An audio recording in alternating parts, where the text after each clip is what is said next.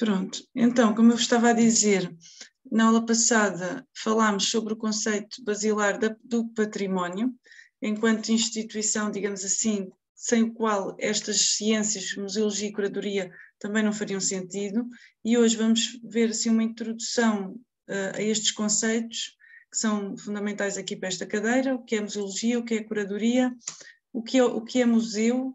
E a missão e vocação do museu vamos deixar para uma outra aula, e vamos dar um bocadinho também de história, não é? Que é também a ideia desta disciplina, história e teoria, não é? Então um bocadinho da história da antiguidade, como é que nasceu esta primeira concepção do museu. Pronto, então, a museologia é um termo que, do ponto de vista assim etimológico, da origem da palavra, nós podemos ver aqui duas palavrinhas, não é? Que é museu e logos, ou seja, a palavra museologia é composta por museion e por logos. O que é que significa museion? A palavra museion, que nós podemos traduzir assim à letra por museu, mas tem uma origem muito importante e muito significativa aqui para esta ciência, que é a palavra musa. A palavra musa, que é uma entidade mitológica, toda a gente já ouviu falar, a musa inspiradora, não é?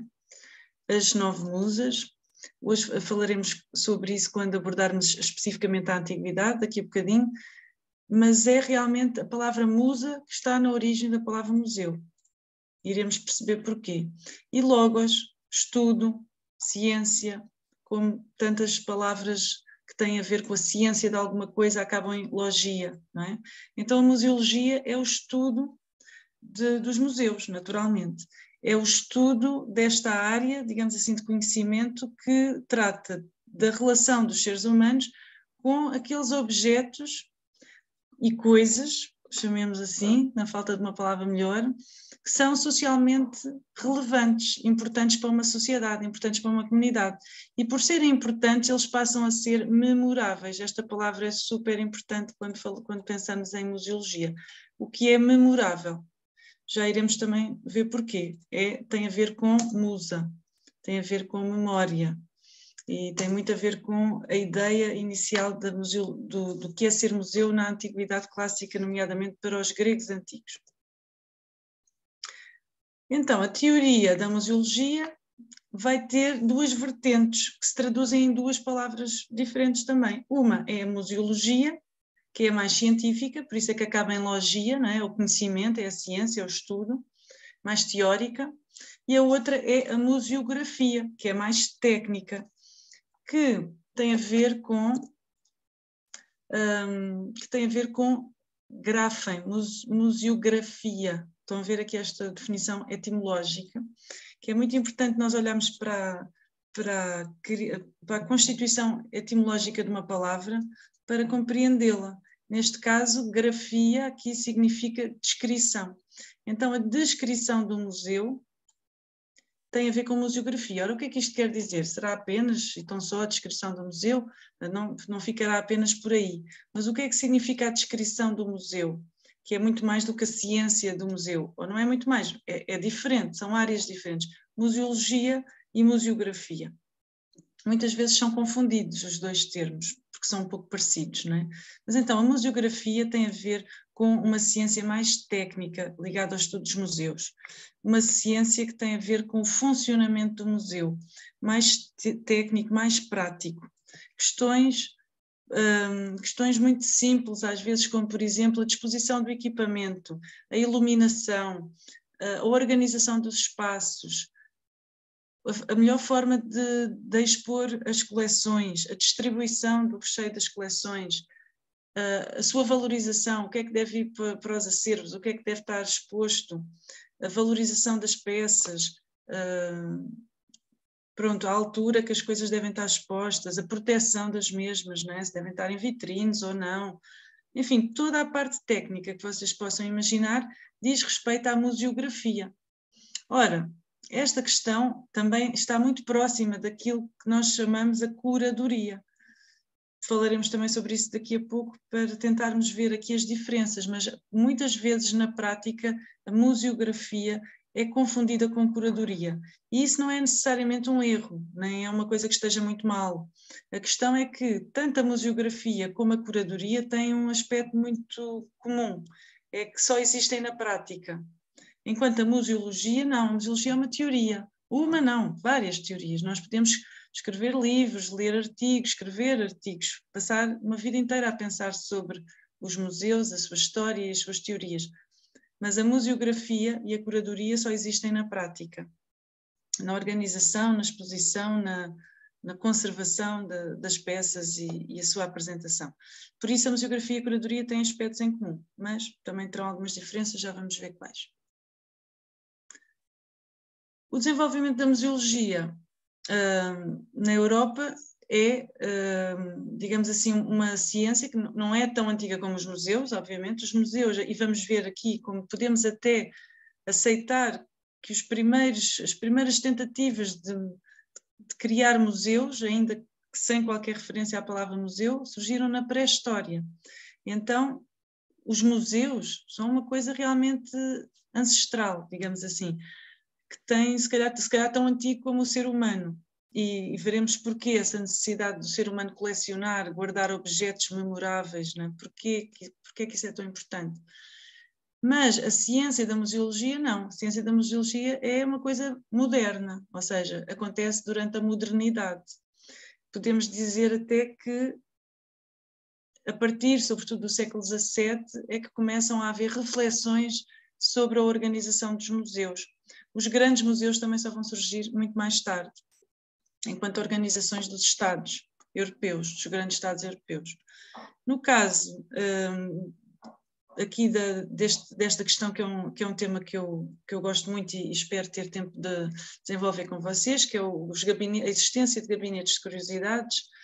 Os primeiros gabinetes de curiosidades surgem no século XVI e vão desenvolver-se ainda bastante ao longo do século XVII, em Itália e na Alemanha e no norte da Europa e mesmo aqui também no sul da Europa. São, digamos assim, as primeiras tentativas de expor coleções. Acontece que esses gabinetes de curiosidades eram totalmente desorganizados e a maior parte deles eram privados. Então, quem é que podia visitar os gabinetes de curiosidades? Só os amigos do dono do gabinete, né? Os amigos dos grandes senhores, digamos assim. Então, os gabinetes de curiosidades eram locais extremamente elitistas, muito interessantes, não é? Mas fechados. Então, eles também não tinham esta missão, esta vocação dos museus, que é dar a conhecer a coleção ao grande público. Isso é uma ideia realmente moderna, quase contemporânea, essa missão do museu. Mas é aqui que tudo começa. Entretanto, um pouco mais à frente da história dos museus, depois da questão dos gabinetes de curiosidades, temos, durante o Iluminismo, as primeiras curiosidades também, os primeiros estudos antropólogos e um interesse naturalista pelos outros mundos. Tudo isto coincide também, nós podemos defender, há quem defenda também esta tese, e é realmente aqui que as coisas vão começar, que com a expansão da Europa, né, quando Portugal, Espanha, Holanda, etc., e o Reino Unido se começam a expandir, não é? E começam com os descobrimentos e a invadir outros territórios da África, Américas, etc., Oriente, o que é que vai acontecer? Começa, digamos assim, a admiração enorme e a grande curiosidade pelos novos mundos, não é? Aqueles mundos que eram desconhecidos dos europeus. E com esta admiração pelo que é novo, pelo que é diferente, muitas vezes pelo que é até considerado monstruoso e totalmente dentro de um folclore totalmente desconhecido, essa grande curiosidade fará com que comece então a recolha, ou até, podemos dizer assim, a pilhagem, não é? A pilhagem de objetos que pertenciam àquelas comunidades indígenas, não é? E locais, e começam a vir para a Europa, para os gabinetes de curiosidades, para os primeiros museus, etc. A professora Leonor falou um pouco dessas questões, claro, mais do ponto de vista contemporâneo, mas acho que ficou claro como este movimento que nós podemos considerar um movimento etnocêntrico, não é? E com uma grande arrogância dos povos europeus, tem esta ideia da pilhagem, e esta pilhagem começa aí, não é? Portanto, aliás, começa antes do iluminismo, mas durante o iluminismo, do ponto de vista filosófico, começam algumas teorias muito interessantes, como a valorização destes povos e a valorização dos novos territórios, não só pela curiosidade, ou seja, não é só porque é diferente, porque é esquisito, mas também porque começa a surgir aquela ideia que ali há qualquer coisa de natural, ali é puro, não é? A Europa já está contaminada, mas ali ainda é puro. Que ideia é essa? Olha, por exemplo, talvez já tenham ouvido falar o filósofo Rousseau com a sua tese do bom selvagem. É uma tese do período do iluminismo, não é? Esta ideia do mito do bom selvagem, a ideia de que talvez em territórios virgens, longe, não é? Num outro mundo, o ser humano seja naturalmente bom, que ainda não esteja corrompido como na Europa, não é? Como no velho mundo, no velho território. São ideias que filosoficamente vão passando e vão alimentando este crescimento dos museus e da necessidade de dar a conhecer na Europa o que havia nos outros mundos. Portanto, agora, não podemos esquecer que tudo isso é feito, não é, à conta dessa tal pilhagem, de trazer os objetos sem qualquer questionamento ético em relação a isso. Portanto, é um dado adquirido que esses objetos que nós hoje podemos considerar etnográficos e artísticos, que pertenciam a outros povos, eram pertença da Europa, não é? E os museus europeus começaram a ficar cheios dessas coisas. Museus etnográficos, museus como, por exemplo, de ciência, outros que se chamavam, por exemplo, Museu do Homem, tinham também muito a aspiração de contar a história da humanidade, a história das origens do que é ser humano, não é? E começou-se muito cedo a fazer um paralelo entre o primitivo, ou seja, o pré-histórico, e o primitivo indígena. Este olhar comparatista do antropólogo e do arqueólogo, por exemplo, e do paleontólogo.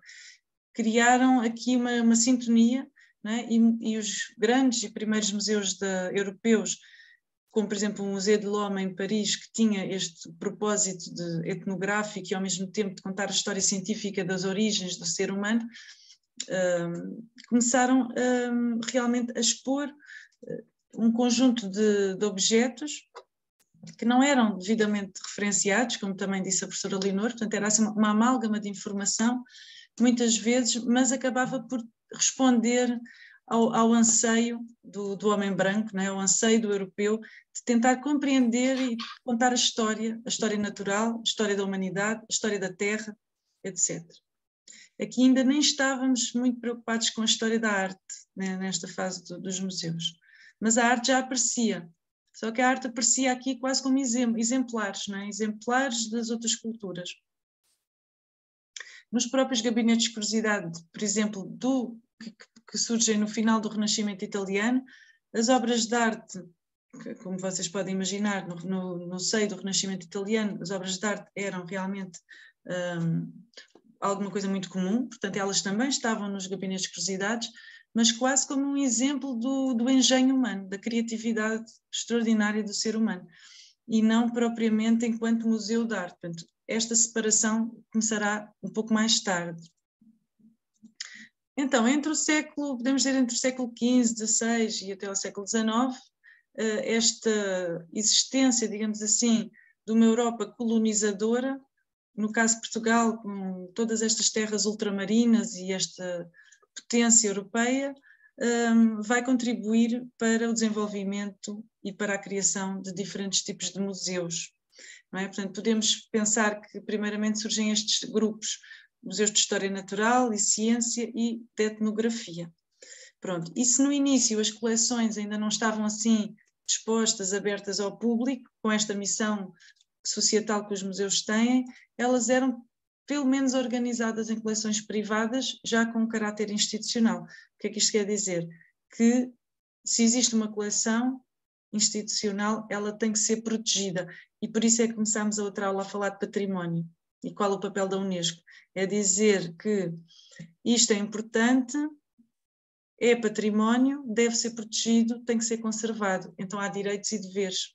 E aqui é um pouco a mesma coisa, quando uma coleção é criada, ela, mesmo que ainda não esteja aberta ao público, mesmo que a organização não seja exatamente como é que é hoje quando nós entramos num museu, já há um cuidado com aquela coleção. Só o ato de fazer uma coleção já é um ato, pode-se dizer, de carinho, de vontade, não é? Alguém quis guardar aqueles objetos juntos, agrupados com alguma lógica, às vezes é impossível perceber a lógica do colecionador, outras vezes isso fica claro, mas já é um ato deliberado, não é? É uma vontade. Então pode-se realmente compreender que no caso da Europa, os primeiros museus têm a ver com esta Europa colonial. E digamos que a Europa ocidental, não é? E o seu projeto colonial é o motor de arranque da criação dos primeiros museus. Sem estes objetos trazidos das colónias, não teria, ou seja, sem esta motivação, esta curiosidade de saber o que é que fazem no outro mundo, nos outros mundos, nos novos mundos, e mostrá-los às pessoas de cá, não é? Da Europa, este foi o grande motor de arranque. Estas questões, trouxe aqui esta notícia de jornal só mesmo para mostrar a atualidade destes temas, como são tão controversos, não é? Esta ação de pilhagem, que hoje podemos usar esta palavra pilhagem sem qualquer problema, porque isto já é um facto realmente aceito, porque já não estamos numa Europa colonial, não é? Então sabemos que realmente eram atos de pilhagem, e essa pilhagem não começou com a Europa colonial, começou com Roma antiga, vamos ver isso também, e ainda continua a haver, mas falaremos também depois sobre isso. Mas já os romanos antigos, não é? Pilhavam todos os sítios por onde andavam e traziam as coisas para a capital do Império, que era Roma. E com isso eles também já criavam coisas muito parecidas àquilo que são os museus. Mas enfim, isso passava-se realmente em tempos muito mais lá para trás. O que acontece hoje, com toda esta realidade, é que os nossos museus continuam a ter realmente muitas peças que têm origem nesses outros mundos, nos mundos que vão desde o Brasil às Américas, África, Oceania, etc., e esses continentes, hoje em dia, esses países, não é, reclamam por esse património. E com bastante razão, não é? Portanto, reclamam esse património que é seu e que foi lapidado em outros contextos, noutros séculos, noutras Europas, noutras políticas. Não é? Então, não se justifica realmente que não haja um debate e não haja uma tentativa cordial de resolver estas questões. Coisa que já está a acontecer, não é? Mas também não é fácil. Há muitas teses também a favor e contra. Há uma tese a favor da permanência destes objetos na Europa, que é uma tese que faz muito sentido, que é o seguinte: por exemplo, se eu posso ver uma escultura do Antigo Egito no British Museum em Londres, e isso é uma vantagem, aparentemente, porque é muito fácil ir a Londres, acreditamos nós, não é? Que a maior parte das pessoas de qualquer sítio do mundo teria mais facilidade de ir a Londres do que ir ao Cairo, por exemplo. Então esta tese defende o quê? Mais vale deixar a escultura da civilização egípcia no British Museum, porque é mais fácil ir a Londres do que ir ao Cairo, e assim nós vamos dar mais visibilidade à peça e ela vai ser mais útil, vai estar acessível a muito mais pessoas do que se estiver no Cairo. Pronto, é uma opinião, nós podemos concordar com isto ou não, não é? Mas é uma tese que tem o seu sentido, nós conseguimos entender a lógica desta tese, mas também conseguimos, obviamente, pôr-nos no lugar do país que vê a sua arte e as suas memórias pilhadas, não é? E os seus museus com espaços em branco, vazios, à espera do retorno das peças. Portanto, é uma situação realmente complicada. Aqui temos o exemplo do caso da Turquia, que realmente reclama, e são processos muito demorados. Outras vezes as coisas resolvem-se, não é? Já houve muitas devoluções, mas sobretudo no século XXI. Não é? Aqui é um caso português. Eu, sempre que possível, eu trago sempre a nossa realidade, que é realmente uma... Eu não sei se vocês já estiveram, e acredito que sim, nem que seja no tempo da escola secundária, se calhar, no Museu Nacional de Etnologia. em Lisboa, ali na zona do Restelo. É um museu que eu acho adorável, pronto, muito interessante, com coleções riquíssimas. Aconselho sempre os meus alunos a irem lá. Quando eu dava uma cadeira até que se chamava, também só dei 2 anos, que era agora terminou, infelizmente, que era Antropologia e Cultura Material, e fazíamos a visita de estudo ao museu. E pronto, é um museu realmente enorme, com coleções gigantescas, muito pouco conhecido dos portugueses. Dos turistas então nem se fala, não vão lá. É talvez uma zona um bocadinho menos central, apesar de que é bem próxima de Belém, dos pastéis de Belém, onde toda a gente vai, não é? Mas depois subir 100 ou 200 metros para ir ao Museu de Etnologia parece que já não é tão cativante. Pronto, é um museu que tem várias dificuldades, precisava de uma revitalização profunda, mas tem coleções riquíssimas, tanto da arte africana como da arte da Amazónia, e do mundo rural português. Pronto, assim uma coisa realmente extraordinária. O que é que acontece? Por exemplo, não há muito tempo, também houve aqui uma espécie de uma tentativa de negociação entre o governo de Angola e o governo português, para que se devolvessem algumas peças com origem em Angola e no Congo ao território africano, não é? E pronto, essas questões estão neste momento a ser tratadas. O processo ainda não terminou, mas da parte do governo português não serão criadas dificuldades. Portanto, em princípio, algumas peças vão realmente regressar à Angola.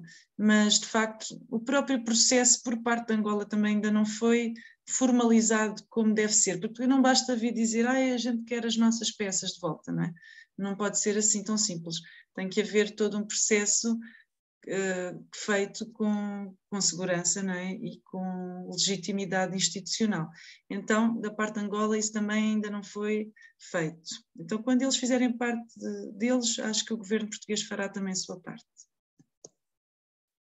Pronto, então, continuando, assim, a partir, sobretudo, dos anos 50, começam a surgir novas formas de museologia que querem revitalizar os museus, sobretudo o seu papel educacional ou a sua comunicação com o público.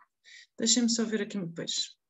Eu tinha aqui uma outra coisa, mas sem querer, acho que apaguei. Queria-vos só falar que entre isto, que é o mundo colonial, e isto, que é os anos 50 e 60 e por aí fora, vai acontecer muita coisa. Nomeadamente em Portugal, não é? Nós vamos ter um Estado Novo que dura cerca de 40 anos, não é? Que todos nós já ouvimos falar e conhecemos a realidade. Durante o Estado Novo, por exemplo, acontece que há um grande investimento em museus. Esse investimento em museus tem vamos dizer, até eu imagino que a professora Leonor vai também pegar neste tema e desenvolver. Mas por isso vou tentar também ser rápida e mais sintética. A criação de museus durante o período de Estado Novo foi muito importante, porquê? Porque tentava legitimar uma mensagem, legitimar uma imagem sobre Portugal. E essa imagem tinha a ver com o quê? Com a missão do povo português e ao mesmo tempo a imagem do povo português, quem era o povo português. Então havia assim uma espécie de dupla visão. Por um lado, o povo português era corajoso, aventureiro, desbravador de novos mundos, não é? Que tinha iniciado os descobrimentos e a conquista destas colónias, este grande império português. Era uma imagem muito forte que se queria passar durante o período do Estado Novo. E ao mesmo tempo havia uma outra imagem que não era assim tão forte, que era até bastante fraca, que era a imagem de um povo humilde, dócil, rural,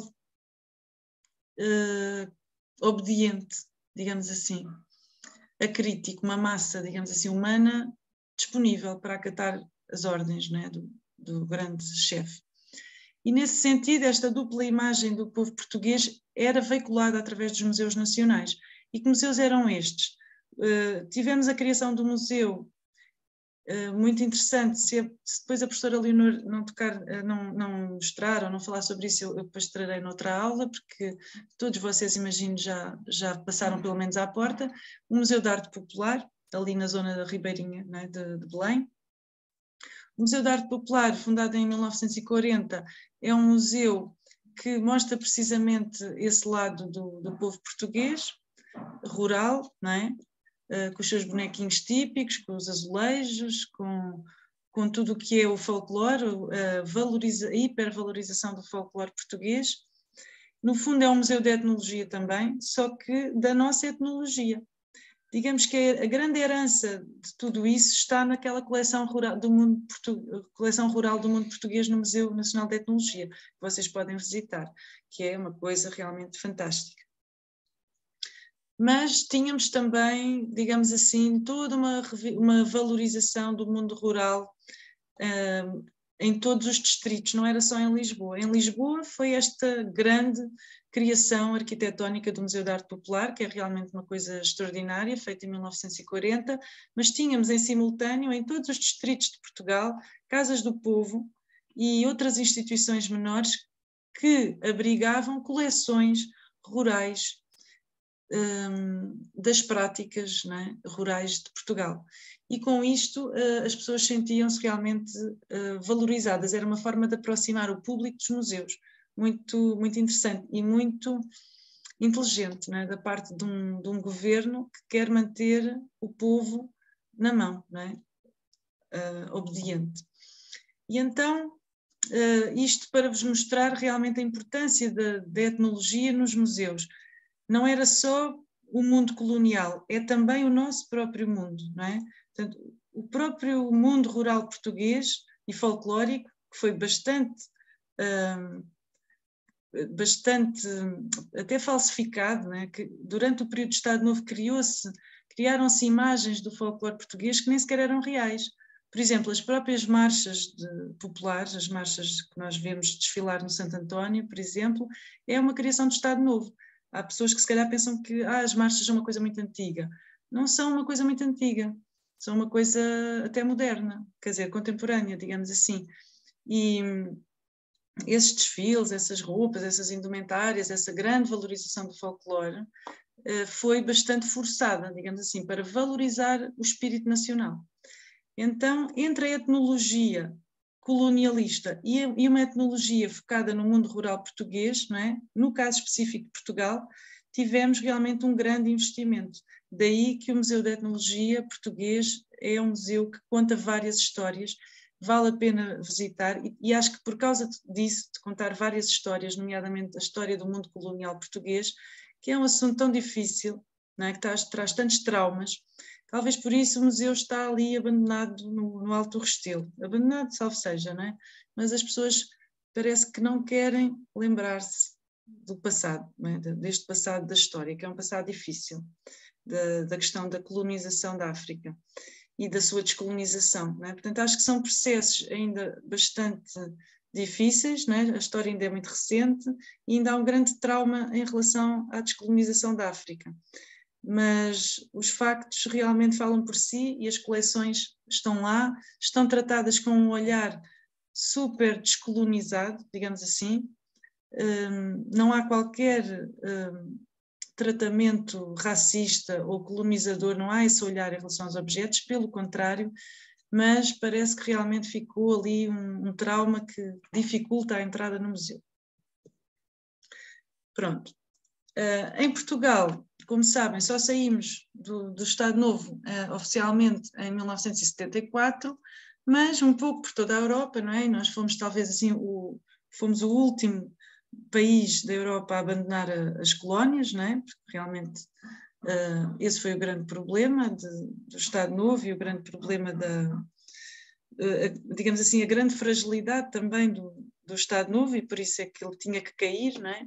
Foi realmente aquela teimosia de manter as colónias africanas e que levou àquela guerra desnecessária, né, do ultramar e tantas mortes e tanta destruição. Mas Portugal foi o último, não é? Mas antes de Portugal já outros países europeus tinham começado esse processo e com essa mudança de perspectiva tão importante começou-se a mudar também a perspectiva dos museus e surgiram novas formas de fazer museologia.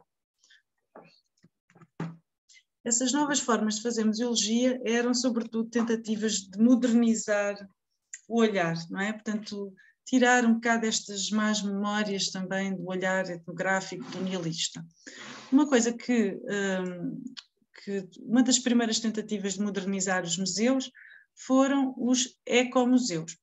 Hoje, o conceito de ecomuseu continua a ser bastante premente, até porque cada vez mais se reflete sobre a necessidade de preservar o património natural, não é? E de todas as questões que têm trazido realmente esta invasão da pegada humana no planeta. Portanto, as preocupações com a sustentabilidade e essa consciência têm aumentado bastante, mas podemos dizer que a museologia e os museus já pensam sobre isto pelo menos desde os anos 70. Então, a criação dos ecomuseus, que começaram também a desenvolver-se por toda a Europa, eram uma resposta, eram uma tentativa de mudar o paradigma, desafiar os museus tradicionais, desafiar não só este mundo colonial e este olhar etnocêntrico e arrogante dos europeus, mas era também uma forma de desafiar aquela ideia de que aquela ideia que o museu tinha que ser sempre a mesma coisa, uma casa fechada com coleções e o visitante vai e observa, não toca em nada, vê aquilo que o museu tem para mostrar e vai embora. Então o desafio era: vamos fazer alguma coisa mais, alguma coisa diferente. Então os ecomuseus, entre outras coisas que se fizeram, foram um desses desafios, que tinham, neste caso, um grande objetivo, que era trazer uma maior proximidade, trazer a comunidade para o museu, de forma que ela participasse, ao mesmo tempo que queria envolver mais o espaço do museu com o espaço natural envolvente, com o património natural, e com esta ideia da sustentabilidade e da ecologia. Portanto, relacionar não só com o mundo natural envolvente, como trazer a comunidade para o museu de uma forma participativa, que as pessoas sentissem que faziam parte disto e não eram apenas uns visitantes ocasionais. Portanto, estas são assim as grandes diferenças entre o que seria um museu tradicional e um ecomuseu, que tem a ver com esta ideia que o património, no geral, é mais importante do que apenas a coleção que está exposta no museu. Ou seja, e o que é o património? Pode ser o edifício, a área envolvente, o mobiliário do museu e a própria coleção. Ou seja, não é só a coleção que importa, importa tudo. Importa a arquitetura, importa o jardim, importa o mobiliário, que eventualmente pode ter sido concebido com apoio e com alguns critérios da própria comunidade, por concurso, por inquéritos. Portanto, a comunidade envolveu-se na criação daquele ecomuseu e, nesse sentido, tudo importa. Outra diferença grande é que a comunidade importa mais do que o visitante, ou seja, não é só aquela pessoa que vai ali ocasionalmente, é a comunidade que ajudou a construir, a criar aquele conceito de museu. E aqui a comunidade, pensamos em comunidade local, não significa que o museu não esteja aberto aos visitantes e à comunidade internacional, não é? Mas é muito importante que as pessoas sentissem que faziam parte daquilo. E, por último, uma diferença importante é que há uma grande preocupação com o meio ambiente e com a relação entre o edifício do museu e o meio ambiente envolvente, ou seja, questão ecológica, não é?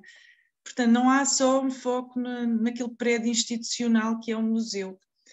O foco está em tudo o que está à volta do museu. Pronto. Isto era o que eu vos queria falar sobre museu, museologia. O tempo está a passar muito rápido. Vamos continuar a desenvolver estes conceitos, claro, Sobre curadoria, queria-vos só dizer algumas palavrinhas, mas antes de passar ao conceito de curadoria, alguém tem alguma dúvida? Quer colocar alguma questão, algum comentário?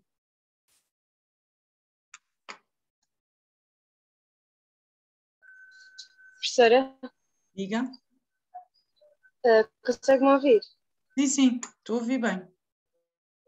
Eu fiquei com algumas dúvidas de quando é que o museu passou de um local para receber estas coleções que foram adquiridas com o colonialismo, pilhadas vá, e quando é que ele passou a ser mais virado para a exposição de exposições artísticas. Quando é que houve Ou essa seja, viragem? mais, Não mais cheguei a... Mais pelos inclusivas, artistas, as exposições, sim. estou a perceber a pergunta. Bom, podemos pensar que é por esta altura, por isso é que eu estava a falar do caso particular de Portugal, que é o último país da Europa a abandonar as colónias, não é? E só em 74 é que nós realmente iniciamos um período democrático em Portugal, mas no caso do resto da Europa, pode-se dizer que a partir de 1950, pelo menos, o paradigma museológico começa a mudar. Ou seja, como outros países como França, Espanha e a Holanda estavam também a deixar as suas colónias, novas formas de pensar começam, e novas teorias sobre a museologia começam realmente a entrar dentro do programa museológico.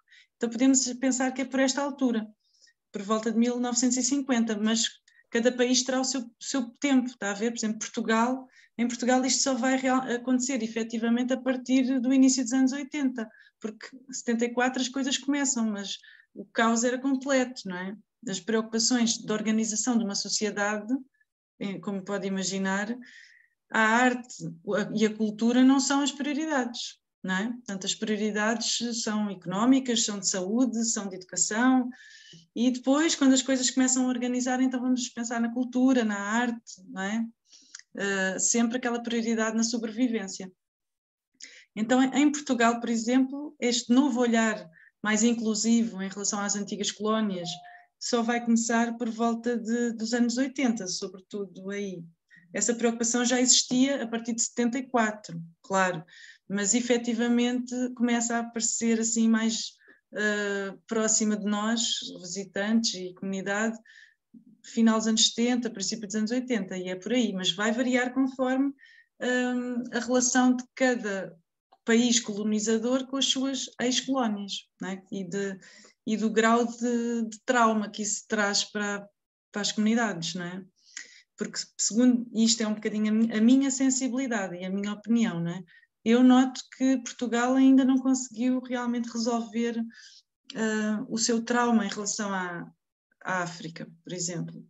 Mas estive há pouco tempo num museu etnográfico em Amsterdã e, é um museu espetacular, e realmente vejo uma adesão enorme da parte não só das pessoas locais como dos turistas. A forma de... Bom, o museu é realmente extraordinário, não? É outro mundo também. Mas realmente o que é que eu senti?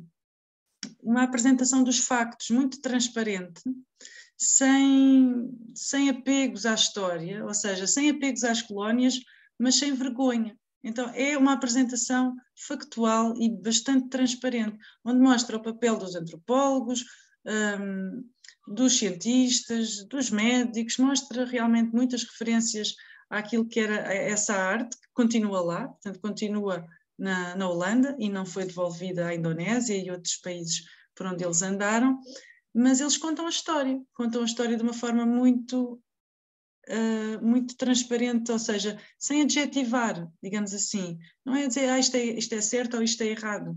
Foi assim, a história foi assim, e não vale a pena apagar a história, vale a pena contá-la, não é? E depois todos nós, claro, podemos tirar as nossas conclusões e avaliar criticamente o que estamos a ver.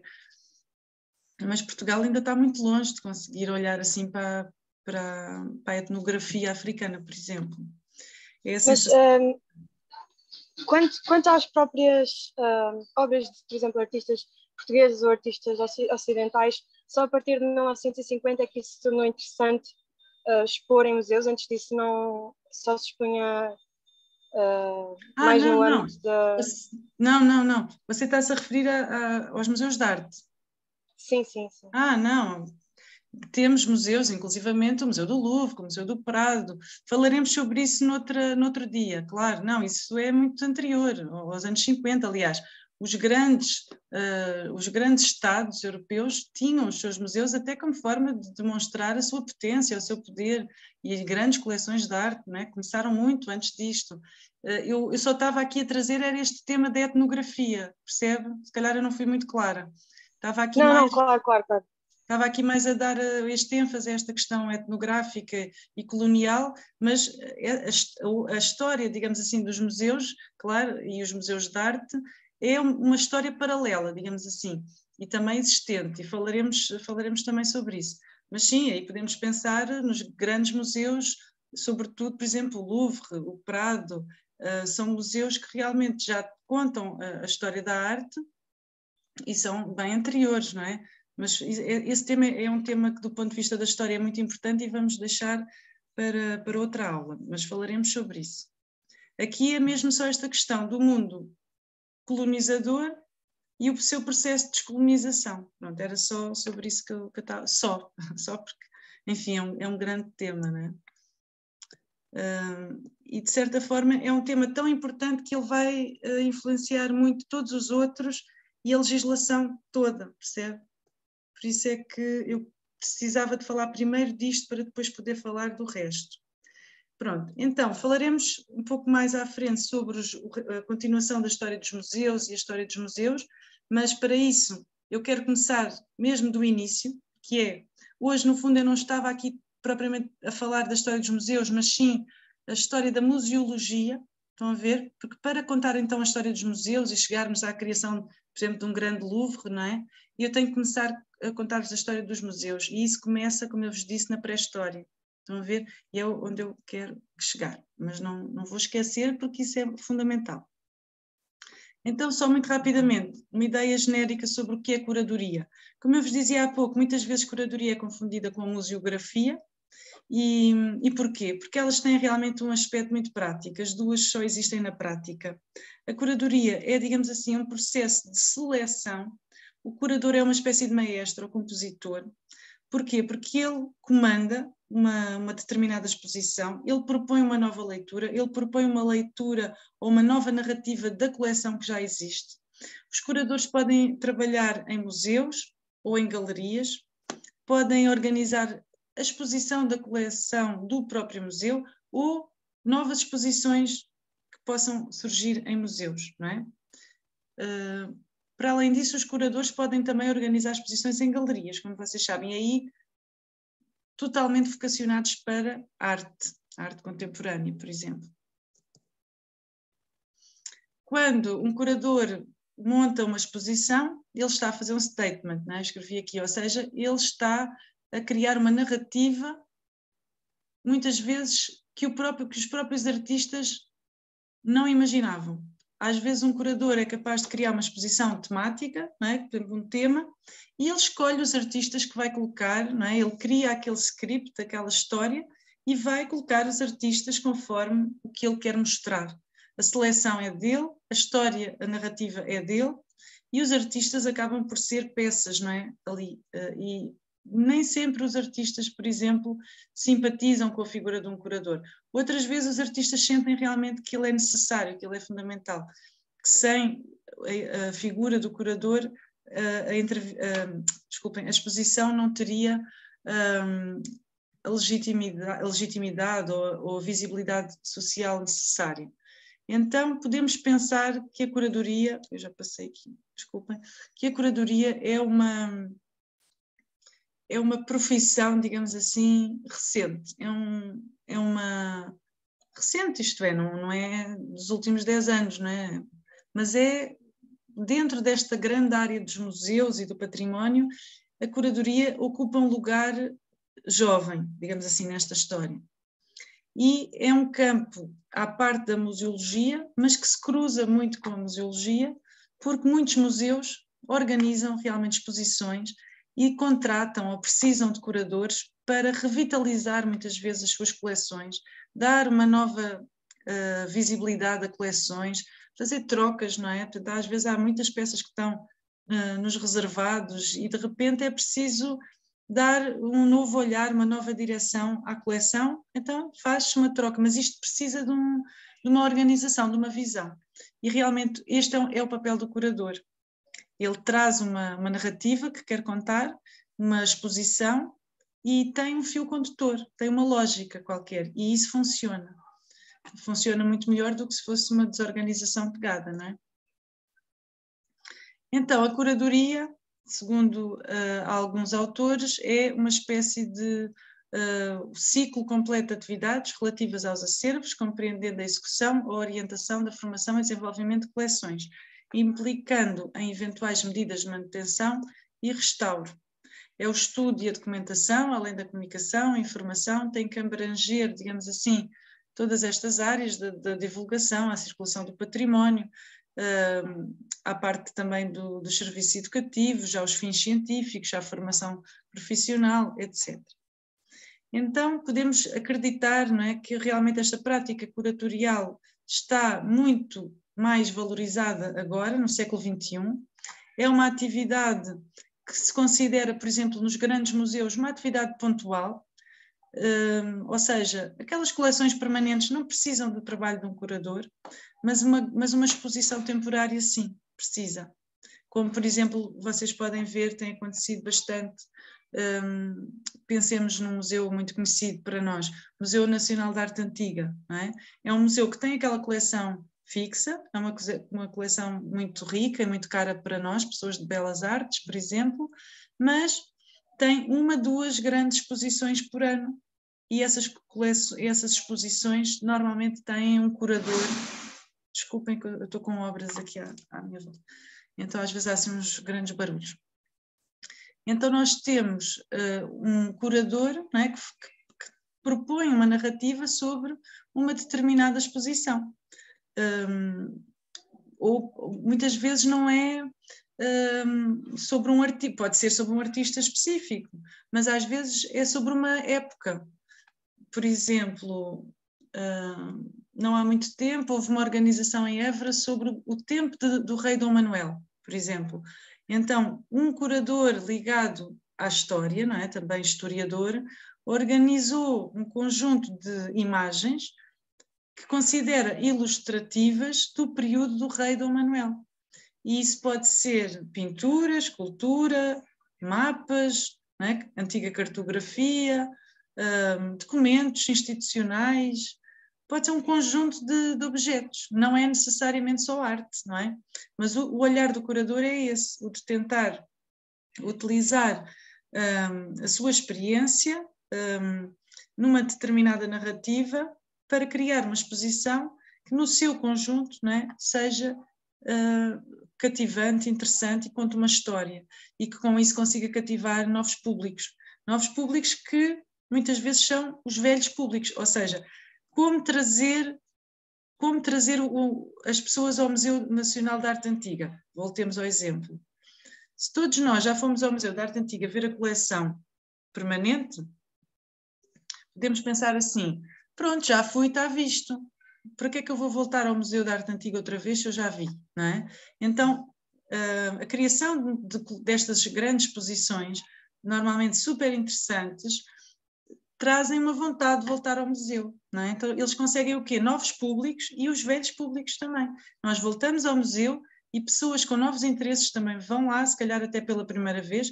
Eu acredito que nestas grandes exposições que têm havido no Museu da Arte Antiga, por exemplo, muitas pessoas vão ver a exposição que se calhar nunca visitaram a coleção permanente. O que é que vai acontecer? Se calhar ficam curiosas e pensam, não, eu vou realmente, é uma grande lacuna, eu não conhecia este museu, eu hei de cá voltar. E então ficam com aquele objetivo para um futuro próximo. Não é? E o contrário também acontece, que é, eu já fui ver a exposição permanente, o que é que me faz voltar ao Museu da Arte Antiga? Uma nova exposição. Então, todos os anos eu posso ir ver uma coisa interessante ali. E esta é, digamos assim, a missão do curador, trazer alguma novidade àquilo que já existe também, não é?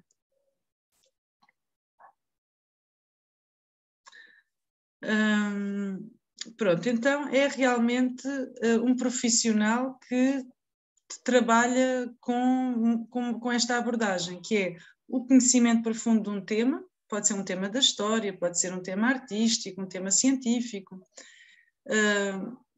que conhece realmente todos os conceitos ligados ao trabalho de exposição, conservação e trabalho em museus, não é? Porque está a trabalhar neste meio. Portanto, é um profissional, digamos assim, credenciado dentro desta área. Aqui trago-vos o exemplo de uma coisa parecida ao que eu estava a dizer há pouco, não é? Portanto, aqui é a Casa das Histórias, em Cascais. A Casa das Histórias em Cascais também tem a sua coleção permanente, não é? Pronto, que tem a ver com a obra plástica da pintora Paula Rego. É realmente um edifício muito emblemático, não é? Que vem enriquecer muito aqui a oferta cultural de Cascais, mas a Casa das Histórias, para além de ser a Casa das Histórias, também é um local de exposições. E as exposições que acontecem lá são organizadas por um curador. Por exemplo, esta foi uma exposição muito, muito interessante, que teve patente agora até eu não sei se não está ainda, mas eu fui antes de 19 de setembro, fiquei com a ideia que iria terminar no fim de setembro. Não sei se eventualmente foi alargado o prazo ou não, mas pronto, quem foi realmente acho que vai concordar comigo. Foi uma exposição realmente muito bonita, muito interessante, que tenta, e vejam aqui a sensibilidade e o olhar da curadora, esta senhora Catarina Alfaro, que eu por acaso conheço, e é uma excelente profissional. É uma pessoa que tenta encontrar um paralelo entre a Paula Rego e a Josefa Dóbitos. Ora, Paula Rego é uma mulher que ainda está viva, não é? Uma mulher do século XX e XXI, com Josefa Dóbitos, uma pintora do barroco português, não é? Que separadas por alguns séculos, separadas por mundos totalmente diferentes, mas duas portuguesas também, não é? O que é que elas podem ter em comum? Então, esta é a proposta da narrativa desta curadora, é mostrar dentro desta temática da pintura no feminino, não é? Que temos visto ultimamente que é uma grande tendência também esta questão de género, esta preocupação em devolver o lugar às mulheres na história da arte. O que é que elas têm em comum? Não é só porque são duas mulheres, não é? Não é só isso. Então esta curadora acredita que existem aqui questões, nomeadamente ligadas à vivência do sagrado, que as aproximam. Então ela foi realmente buscar as pinturas de uma e as pinturas de outra, que ela via alguma relação. E pronto, é um exemplo, não é? Podia dar aqui muitos exemplos, só trouxe este, porque é um exemplo muito atual e eu acho que não há assim muito mais informação disponível na net, mas é um exemplo muito interessante do que foi feito e de um olhar muito específico em relação a estas duas grandes figuras da pintura portuguesa, que neste caso tenta trazer a espiritualidade de duas mulheres pintoras de épocas completamente diferentes, não é? E mostrar o que é que elas possam ter de comum. E, no fundo, também esta ligação do sagrado e do profano, que ela acredita que estavam já presentes também na Josefa Dóbitos. Pronto. Agora, se não houver nenhuma dúvida, eu vou mudar aqui de... Já não temos muito tempo. Deixa-me só ver uma coisa. Sim. A Anabela Mendes está aqui a dizer que se inscreve para o dia 3, mas eu já tinha registado, porque ela falou comigo através da página do Facebook da disciplina, ok. Bom, nós temos mais ou menos 15 minutos, eu vou mudar aqui para o PowerPoint só para vos falar sobre a história dos museus, desde a pré-história. Mas já agora perguntar, primeiro, eu tenho que ir sempre fechando algumas páginas, senão...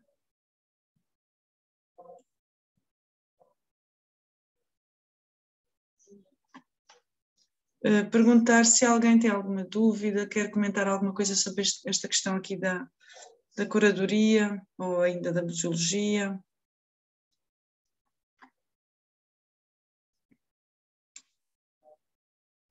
Vou tentar aqui compartilhar, desculpem lá.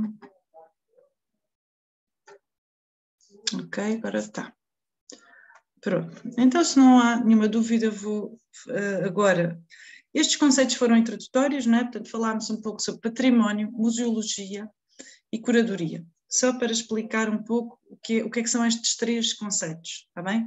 Mas a história propriamente dos museus é aquilo que eu queria fazer a partir de agora.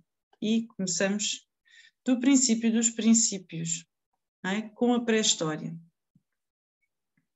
Então, segundo realmente as primeiras investigações arqueológicas, podemos admitir que o impulso de colecionar, de guardar e de atribuir um valor, não é? Lembram-se, quando falámos que é o património, vimos como era impossível de afastar a palavra património da palavra valor, é tudo o que tem valor, não é? Então, o ser humano realmente teve desde cedo, ou desde que há registro da sua existência como humano, este impulso de guardar, de colecionar, ou seja, de atribuir um valor simbólico aos objetos. Então, e como é que se descobriu isto? Não é? Como é que se descobriu isto? Sobretudo nas primeiras pesquisas arqueológicas, sobretudo em enterramentos, não é? Foram descobertos junto das ossadas objetos que normalmente têm a ver com o quê?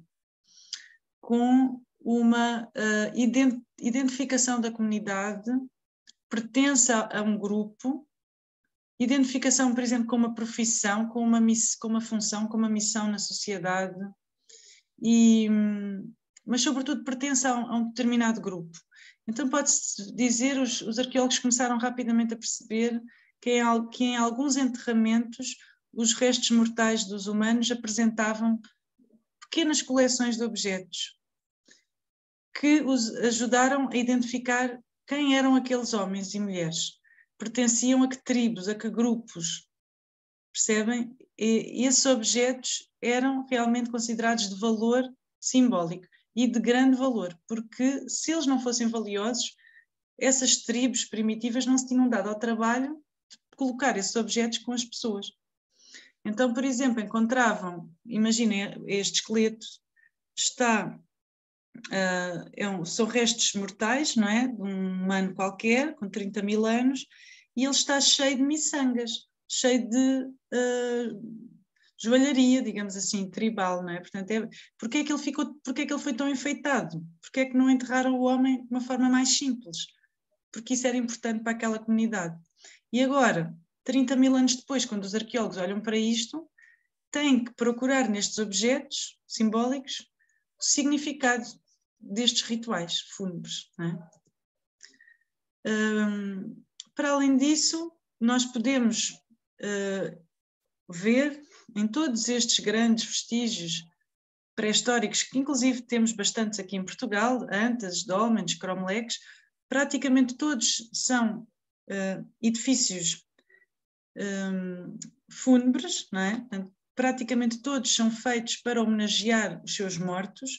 Este grande culto aos mortos é também considerado pelos estudiosos uma espécie dos primeiros museus, porque era realmente nestes locais de homenagem aos mortos que eram guardados os objetos de maior valor e mais simbólicos. Outras vezes eram encontrados objetos que não parecem assim tão valiosos, como por exemplo pontas de seta, pedaços de machados, e nós podemos pensar, eram objetos do cotidiano ou eram objetos de grande valor? Porquê é que foram enterrados com as pessoas? Pronto, existem também várias teses sobre isso. Por exemplo, as pessoas faziam-se enterrar com objetos que identificavam, por exemplo, a sua profissão ou a sua missão na sociedade. E isso depois vai trazer grande facilidade aos arqueólogos e aos antropólogos e aos paleontólogos de conseguir compreender quem eram aquelas pessoas. Não é? Um exemplo muito, muito rápido, pena que eu não trouxe a imagem, mas depois mostro noutra aula, é aquele casal de múmias que está no Museu do Carmo. Vocês podem visitar facilmente os museus, os alunos das Belas Artes não pagam entrada no Museu do Carmo, por isso eu deixo-vos a sugestão, passem por lá, para quem está a pensar em museologia, curadoria, história da museologia, é super importante ir só que para nós é difícil fazer visitas de estudo, já viram como está complicado, não é complicado, mas toda a logística por causa da pandemia, a turma é um bocadinho grande, então para nós conseguirmos ter aquela visita que eu acredito que vai ser uma boa oportunidade para todos nós, com a diretora do Museu do MNAC, pronto, estamos aqui a organizar-nos e tudo bem, não custa nada, fazemos isso com todo o carinho. Mas não é fácil, não é? Então também não dá para vos levar ao Museu do Carmo, que é um museu ainda mais pequeno, teríamos que nos dividir também em 2 grupos, mas pronto, ficam com o convite e a sugestão feita. É um museu muito próximo das Belas Artes, se calhar muitos de vocês até já conhecem, e tem, para além das fabulosas ruínas do Carmo, tem um museu.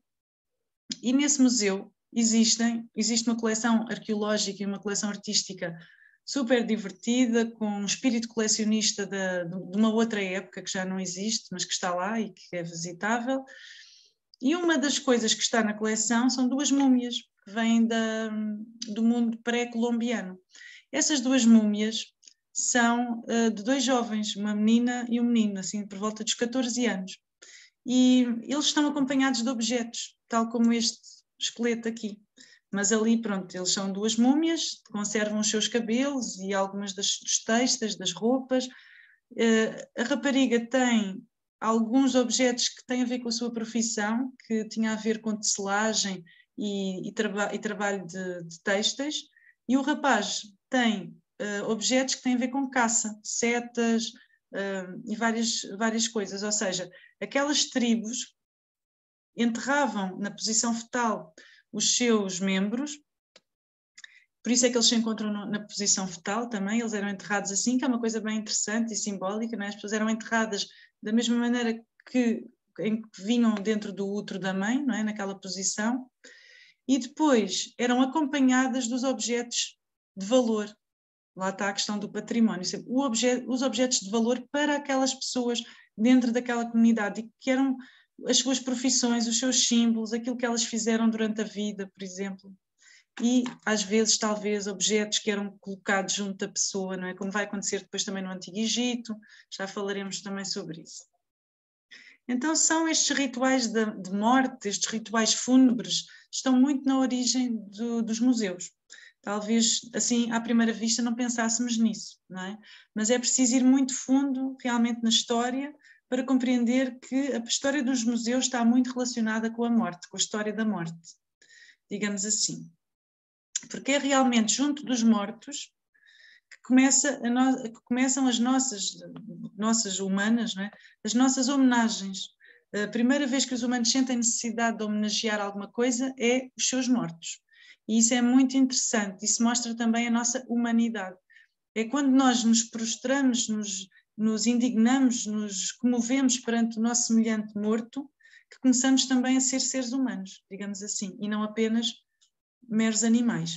Para além disso, há muitas outras questões que nos vão caracterizar como humanos, nomeadamente a arte, a possibilidade de criar arte, não é? E aí pensemos na arte rupestre, obviamente, no período do Paleolítico Superior. Mas, antes disso, os rituais fúnebres são talvez aquilo que nos distingue dos animais, não é? Porque os outros animais não faziam rituais fúnebres para os seus semelhantes e não faziam acompanhar os seus cadáveres de objetos simbólicos, de objetos com valor patrimonial. Então isso deu muito que pensar aos primeiros estudiosos da arqueologia, da história, da museologia.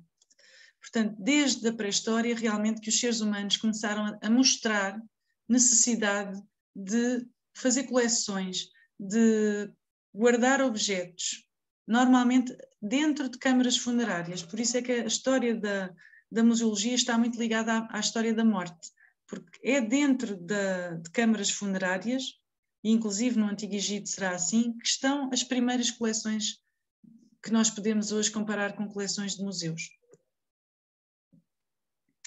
Então, colecionar e apresentar essa já é outra, digamos assim, outro degrau, né? A apresentação dos objetos, mas a colecionação de objetos e de valores, não é? A necessidade de preservar uma memória, de criar pequenos tesouros, deixá-los para a eternidade, preservá-los começa a estar associada, ou começa por surgir, com os túmulos, com os rituais funerários. Então os túmulos são os primeiros museus. Daí que temos que associar realmente os museus com a morte.